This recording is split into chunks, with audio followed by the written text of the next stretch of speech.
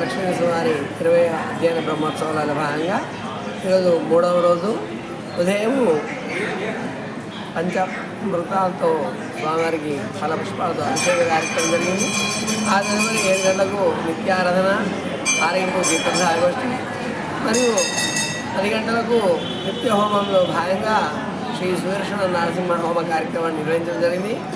12 గంటలకు స్వామివారికి మంచి ముత్యముల తలాంబరాలతో లక్ష్మీ సమేత నరసింహస్వామివారి తిరు కళ్యాణ మహోత్సవాన్ని నిర్వహించడం జరిగింది.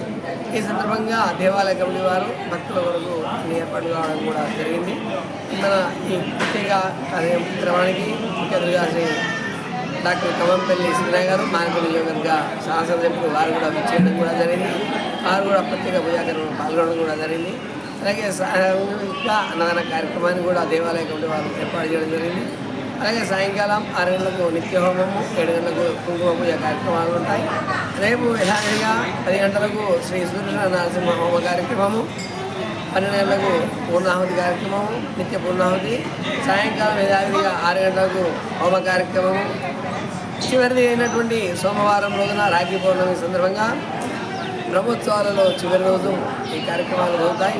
ఉదయం 10 గంటలకు మహాపూర్ణాహుతి కార్యక్రమము, ఆ తదుపరి చక్కెర స్నానము, చక్కెర తీర్థము, ఆ తదుపరి సాయంకాలం 6 గంటలకు జగడోత్సవము, 7 గంటలకు శ్రీపుష్పయాగము మరియు ద్వాదశ ఆరాధనలు, సప్తావరణాలు, నాగమల్లి గ్రామపల్లితో ఈ బ్రహ్మోత్సవ కార్యక్రమాలు ముగించడం జరిపి ఏకాంత సేవతో కావున సమస్త భక్తులందరూ కూడా ఈ కార్యక్రమం పాల్గొని శ్రీ లక్ష్మీ సమేత నరసింహస్వామి వారి కృపకు పాత్రలు కావాల్సిందిగా కూడా చేస్తుంది. జై శ్రీమన్నారాయణ.